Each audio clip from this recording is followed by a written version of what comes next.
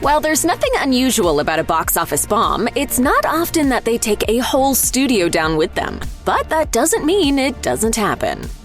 Believe it or not, It's a Wonderful Life wasn't always a beloved Christmas masterpiece. This Frank Capra classic stars James Stewart as George Bailey, a suicidal man whose guardian angel shows him all the people he's helped and what life would be like without him. Today, It's a Wonderful Life is a ubiquitous Christmas movie that's broadcast every year, and it often appears on lists of the greatest films ever made. Things weren't so rosy back in 1946, however. To my big brother George, the richest man in town. Liberty Films produced the film for $2.3 million.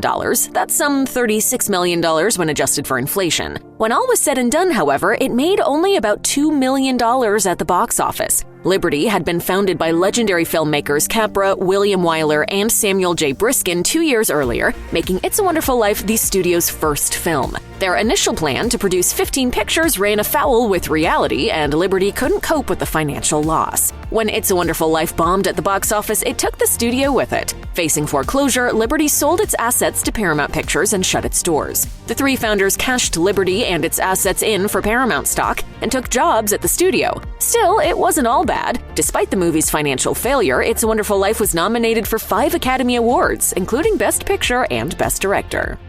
The 1960s was a great decade for Hollywood epics, but not all of them performed as well as those that had been produced in the 50s. Still, the decade plowed on with several notable titles, including 1964's The Fall of the Roman Empire. The film's title kinda gives away the plot. In fact, it's a loose adaptation of Edward Gibbon's The History of the Decline and Fall of the Roman Empire. At first, the one thing the film had going for it was the involvement of Charlton Heston, who was all but a requirement for a historical epic to succeed. Unfortunately, Heston backed out before production began, leaving Stephen Boyd to take the role of Livius in his stead. At the same time, production costs ran as high as any other epic, amounting to $19 million, or about $187 million today. Unfortunately, audiences weren't particularly kind to The Fall of the Roman Empire, resulting in a box office total of around $4.75 million.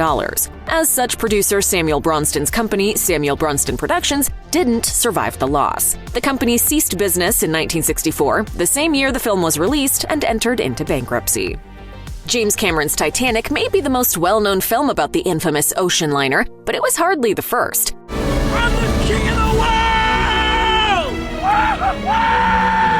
The RMS Titanic had been a source of speculation and intrigue since the ship went down, and naturally, it has also been the focus of numerous films. One of the most expensive was Raise the Titanic, based on Clive Cussler's novel of the same name. The plot centers around an effort to recover the ship and obtain a precious cargo hidden inside. Raise the Titanic cost ITC Entertainment around $40 million to produce, which wasn't even nearly recovered at the box office. The picture's total haul amounted to around $7 million, and that didn't even pay for the 55-foot-long scale replica of the ship, which weighed in at a whopping 10 tons, cost $5 million to construct, and required a $3.3 million tank to hold it. Lou Grade, the film's producer, told The Independent years later, "It would be cheaper to lower the Atlantic than raise the Titanic." Raise the Titanic was the last in a long line of bombs released by ITC Films and its distributing arm, Associated Film Distribution. As a result, ITC was forced to sell AFD and the distribution rights of its library to Universal Pictures. ITC remained in existence, though the company was forced to sell more of its assets over time, ultimately moving primarily into television distribution before shutting its doors for good in 1998. Director Michael Cimino stormed Hollywood in 1978 with The Deer Hunter, a movie that earned him Academy Award wins for Best Picture and Best Director. 2 years later, he followed up The Deer Hunter with Heaven's Gate, and almost completely quashed all the goodwill and positive buzz he'd acquired. Heaven's Gate tells the story of a dispute involving immigrants and land barons in 1890s Wyoming. The film features an all-star cast including Christopher Walken, John Hurt, Chris Christopherson, Sam Waterston, Jeff Bridges, and many other notable actors. The shoot ran into problems almost immediately, and an initial budget of $7.5 million quickly shot up to $11.6 million. By the end, Cimino had managed to bloat the budget to a whopping $44 million. Cimino's on-set behavior also resembled that of a straight-up tyrannical dictator, bringing negative publicity to an already difficult shoot. His constant demand for retakes only upped the budget, and after the first 5 days of shooting, Heaven's Gate was already 6 days behind schedule. Eventually, Cimino finished his project and unleashed it upon the world. Sadly, Heaven's Gate was not particularly well liked by critics, and audiences avoided it like the plague. The film made less than $4 million at the box office, significantly damaging United Artists' bottom line. The long-standing independent studio, co-founded in the 1920s by Charlie Chaplin, then became a subsidiary of MGM, effectively ending its status as a standalone film company. Superman the movie was an immensely successful superhero film that proved that a live-action comic book adaptation could be done. The sequel, 1980's Superman 2, was equally impressive, but the franchise began to decline with the third film. It all ended with Superman 4: The Quest for Peace, a much-derided final installment that follows the Man of Steel as he faces the evil, solar-powered villain, Nuclear Man. I want to propose a toast to a nice guy who's about to finish last.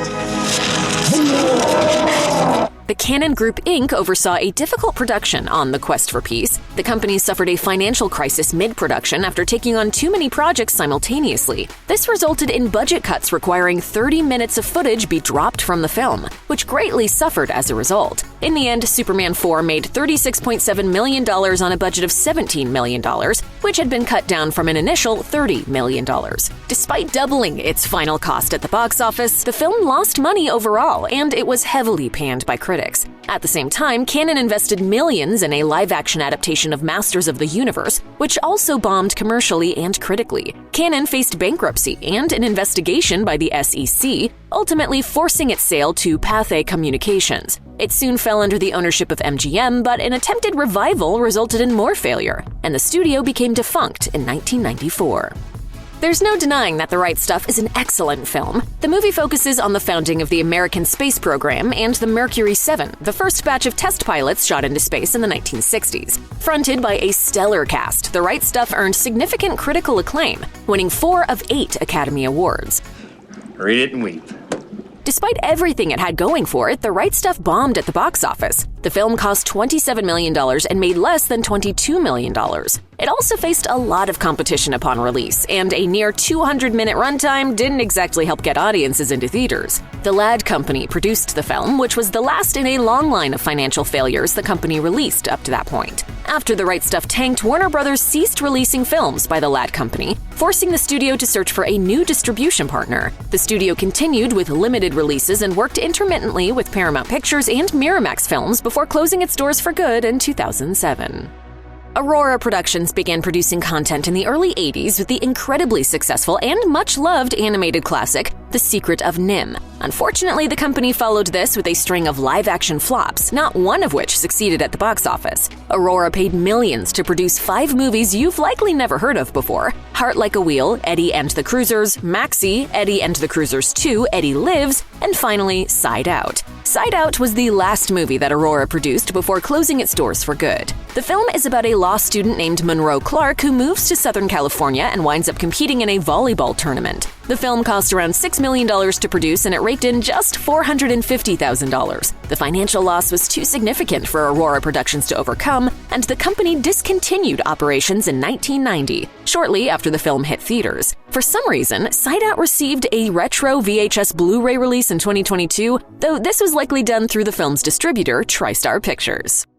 Cutthroat Island was notoriously named the biggest box office bomb of all time by Guinness World Records, a dishonor it held until at least 2012. Cutthroat Island was intended to be a tentpole film that rekindled popular interest in the swashbuckler genre. Instead, it nearly killed it outright. The movie suffered numerous problems during production, including Michael Douglas backing out and Matthew Modine taking his role at the last minute. Incredibly expensive sets of wooden sailing ships were built and then rebuilt when necessary. The initial budget of $60 million, which was high enough already, increased to nearly $100 million by the shoot's end. On top of all that, critics tore the film apart, damaging the careers of basically everyone involved. The production studio Carolco hoped the movie would succeed and eliminate its many debts, but the opposite happened. Carolco ultimately lost an estimated $147 million thanks to Cutthroat Island, utterly destroying the company. Carol Co. subsequently agreed to sell its assets to 20th Century Fox for $50 million. That deal fell through, however, when Canal Plus outbid Fox. In the end, Cutthroat Island, a movie that was meant to save Carol Co. from financial ruin, walked the production company right off the plank. It'd take nearly another decade for the swashbuckling genre to finally find its salvation. You are without doubt the worst pirate I've ever heard of. But you have heard of me. Director and animator Don Bluth's work has entertained children and adults for decades, but his final theatrical film failed to perform as well as his earlier movies. Titan AE was an ambitious project, incorporating both traditional hand-drawn 2D cell animation and extensive CGI, a relatively new technology in 2000. The film follows Cale Tucker, a man who is swept up in interstellar dramatics and soon becomes humanity's last hope for salvation and survival. Titan AE received positive buzz for its bold visual style, but mixed reviews caused trouble when the movie hit theaters. This was the third and final film produced by Fox Animation, which previously released Bluth's Anastasia and Bartok the Magnificent. Due to the increased costs of featuring new technology alongside the tried-and-true animation methods of the 20th century, the film cost $75 million to produce, which was quite a lot for an animated movie back then. While Titan AE has since become something of a cult classic, it bombed at the box office with only $36.7 million in ticket sales. 20th Century Fox killed its animation studio as a result, which was, at that point, developing a film set in the Ice Age. When operations ceased, some of Fox approached Blue Sky Studios and developed the film that would launch the Ice Age franchise. So at least some good came from Fox Animation's demise. John Travolta's dream of adapting L. Ron Hubbard's Battlefield Earth into a film began in the 1990s, when he took the idea to numerous studios. They all balked at the film's connection to Scientology, and the project ultimately landed at the independent production company Franchise Pictures. Battlefield Earth revolves around a human-led rebellion against an alien race called the Cyclos long after their successful conquest of Earth. It stars Travolta, Barry Pepper, and Forrest Whitaker. Battlefield Earth was an ambitious picture, to say the least, and it cost $80 million to produce. In the end, however, it flopped hard, taking in less than $30 million in ticket sales, while the Razzie Awards handed the film the Golden Raspberry for the worst drama of the Razzie's first 25 years. Oh, you're too much! As a result, Franchise Pictures ended up owing its investors far more than it had in its coffers. A subsequent lawsuit found the company had overstated the movie's budget by millions. Franchise Pictures lost its court battle and was ordered to pay Entertainment $77 million, though a jury rejected Entertainment's claim under the RICO statute. Battlefield Earth has since become a cautionary tale of the dangers of A-lister passion projects. Final Fantasy has long been one of the most popular role-playing video game franchises of all time. When the series creator, Hironobu Sakaguchi, set out to direct a computer-animated film based on the franchise, fans' excitement was palpable. After all, this was the series' original creator branching out into a new medium, so fans were eager to see the result. Sakaguchi worked with Square Pictures to render the film, and the result was the first genuinely photorealistic computer-animated film ever made. While Final Fantasy: The Spirits Within is arguably a beautifully rendered movie, it was not well received. The movie's costs also increased exponentially during production, amounting to a whopping $145 million, the most expensive video game film at the time. The film made a relatively tidy sum of $85 million, but that obviously came in far below its cost, sealing The Spirits Within's fate as a box office bomb. At the time of its release, Square and Enix had planned to merge, but Enix held off following Square's significant financial loss. They ultimately joined in 2003, becoming Square Enix, but Square Pictures didn't survive The Spirits Within.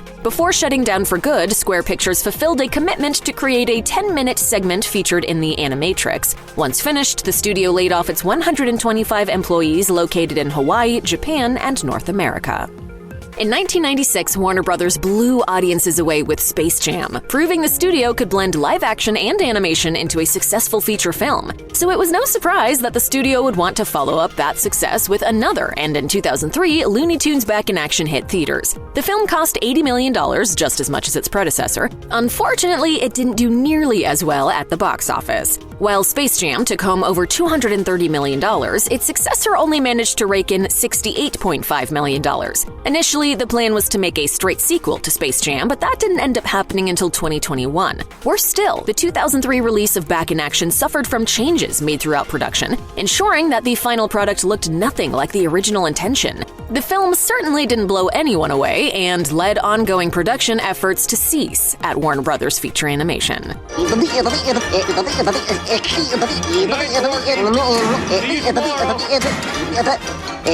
Go home, folks. Warner Brothers Feature Animation canceled the projects it was developing following the financial loss from Back in Action and went defunct in 2004. Warner Brothers later reorganized its animation pipeline and relaunched it as Warner Animation Group, which produced the Lego Movie and Space Jam: A New Legacy. The division was rebooted again in 2023 by Warner Brothers Discovery, this time as Warner Brothers Pictures Animation. Epic war movies often attract critical and commercial attention, but they can be somewhat cumbersome to make. The 2003 adaptation of Jeffrey Shera's novel Gods and Generals proves this, as well as any other film, clocking in at 219 minutes long, and that's 280 minutes if you're watching the director's cut. The film is a prequel to director Ronald F. Maxwell's 1993 movie Gettysburg, and it booked an all-star cast, including Jeff Daniels, Robert Duvall, and Stephen Lang. Remarkably, the first finished cut of Gods and Generals exceeded 5 hours, requiring significant edits. Despite all that trimming, the film's pacing proved to be a serious problem, and it ended up becoming a financial and critical failure. Despite a great deal of historical accuracy, excellent production design, and strong performances by the leads, in scope, Gods and Generals makes for an impressive prequel to Gettysburg, but it simply couldn't overcome that length. After failing to garner interest elsewhere, Ted Turner had financed the film via his own Ted Turner Pictures. This put the $90 million production, marketing, and distribution cost squarely on Turner, who lost it all. The film brought in just under $13 million in total, ensuring Ted Turner Pictures was a one-and-done company. When the film failed, Turner pulled the plug on an adaptation of Last Full Measure, the third film in the trilogy. Ultimately, Gods and Generals was the only film made by Ted Turner Pictures. The Pang brothers' directorial debut, Bangkok Dangerous, hit theaters in 1999, and in 2008 they released an American remake starring Nicolas Cage. While the Thai film from '99 was relatively successful, its successor was not. The film follows a contract killer in Bangkok as he carries out a series of hits. Soon, he goes against his personal code and falls for a local woman. Cage's filmography is littered with both well-received films and efforts even his most die-hard fans would avoid. Sadly, the Bangkok Dangerous remake turned out to be the latter. The film was relatively expensive, costing $45 million to produce, even for an action movie that's not an insignificant amount of money. Hardly anyone bothered to see it too, and those who didn't have much nice to say about it. That's just... Bangkok Dangerous only managed to earn $42 million at the global box office, making it a certified flop. Critics panned the movie for nearly every aspect of its making, including the action sequences, Cage's acting, the direction, editing, and screenwriting. Several studios had worked to bring the film to life, and only one didn't survive its release. Virtual Studios LLC, which previously worked on 300 and V for Vendetta, closed its doors in 2009. Bangkok Dangerous stands as its final film. Fox Atomic was an offshoot of Fox Searchlight Pictures and 20th Century Fox, designed to produce and distribute genre films and comedies. One of the final films to bear the Fox Atomic logo was The Rocker, a Rainn Wilson comedy about a failed musician touring with his nephew's band. The film features an eclectic cast including Christina Applegate, Josh Gad, Emma Stone, and others. Because The Rocker was a low-budget comedy, the studio didn't have to pay too much to put it all together, ultimately spending $15 million on production. Unfortunately, that made the box office receipts of only $8.8 million all the less palatable to Fox Atomic's bottom line. Although it has since become a cult favorite, critics didn't care for The Rocker at the time, nor did audiences, or the ones who saw it, at any rate. Due to this financial failure, Fox Atomic released its remaining slate of 2 films in 2009 and then promptly shut its doors. Anything that was still in production and post-production was transferred to the parent company, and Fox Atomic's name was consigned to the history books. Animated films have always been costly due to the incredible amount of work that goes into making them. Computer animated films are no different and often require more money than traditional animation due to the costs of equipment, rendering power, and the large pool of talent that brings it all to life. Despite this, even smaller animated films make enough money from a theatrical release, video sales, and through other means to make it all work. Mars Needs Moms was not one of these films. Walt Disney Pictures and Image Movers Digital produced this movie, and neither company left the theaters unscathed. Mars Needs Moms failed to attract any kind of audience, resulting in huge losses for both companies. In fact, it stood as one of the most significant financial losses for a Disney-branded movie upon its release, earning $39.2 million off a staggering budget and marketing cost of $175 million. The House of Mouse survived, of course, but Image Movers Digital didn't fare as well. After production ended, Disney shut down the studio, phasing out 450 employees over a year as a cost-cutting measure. Image Movers had been the brainchild of Robert Zemeckis, who pioneered the motion capture animation style in Mars Needs Moms, Beowulf, and A Christmas Carol. Humbug. The closure also ended Zemeckis' planned 3D adaptation of the Beatles' 1968 hit Yellow Submarine. Francis Ford Coppola is arguably one of the greatest directors of his generation, but not all of his films have been successful. One From the Heart takes place in Las Vegas, where a couple breaks up, finds comfort elsewhere, and ultimately returns to one another. It's a musical, too, making it entirely different from Coppola's other work. Coppola bought the rights to the property through his company Zoetrope Studios and personally financed the film, first for $15 million, but ultimately at a cost of $25 million. And that's a heck of a lot for a romantic comedy released in 1982. Coppola's insistence on using expensive miniatures and sets meant the movie cost much more than a typical musical rom-com. The film utterly bombed with critics and audiences too, making only $636,796 at the box office. This left Coppola indebted to Chase Manhattan Bank and others for $30 million. Coppola had no choice but to file for bankruptcy, the third time the director had done so in less than a decade. Zoetrope Studios didn't die entirely due to the One From the Heart fiasco, but Coppola's finances took 10 years to recover. Meanwhile, Zoetrope lost all the good favor earned from Apocalypse Now and The Godfather films, and in 1990 the studio was reorganized into American Zoetrope. In 2001, New Line Cinema astounded the world with its mind-blowing adaptation of J.R.R. Tolkien's The Lord of the Rings trilogy. And in the aftermath, the studio decided to continue adapting high fantasy literature. You shall not pass!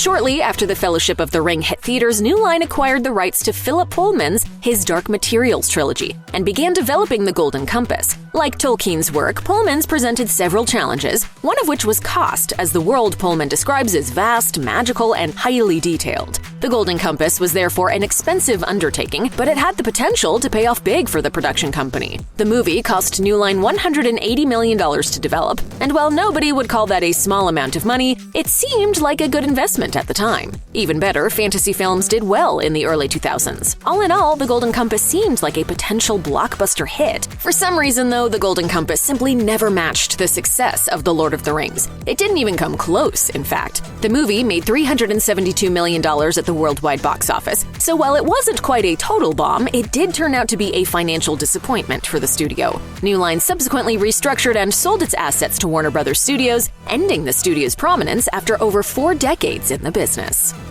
Hammer Films was once the preeminent production house for gothic horror movies. The studio churned out tons of classics throughout the 20th century, beginning in the 1930s and continuing well into the 60s and 70s. However, the 1970s saw the downfall of both Hammer and the horror genre, which had become oversaturated with cheap-to-produce similar content. Hammer's tried-and-true formula began to falter, and the studio produced a string of financial failures, ending with The Lady Vanishes. A remake of Alfred Hitchcock's 1938 film of the same name, the movie was a risky proposition to begin with. It's not easy to one-up a master like Hitchcock, and Hammer learned this lesson the hard way. The studio paid around £2.5 million to produce, or just under $20 million in today's money. While the final box office numbers aren't publicly available, it couldn't possibly have been good. While Hammer stopped producing movies in the wake of The Lady Vanishes, the studio didn't disappear entirely. Despite liquidating in 1979, Hammer technically remained in existence, and it has been bought and sold many times over the years. Renowned theater director John Gore most recently purchased Hammer in 2023, but it remains to be seen whether he can bring the studio back to the success of its glory days.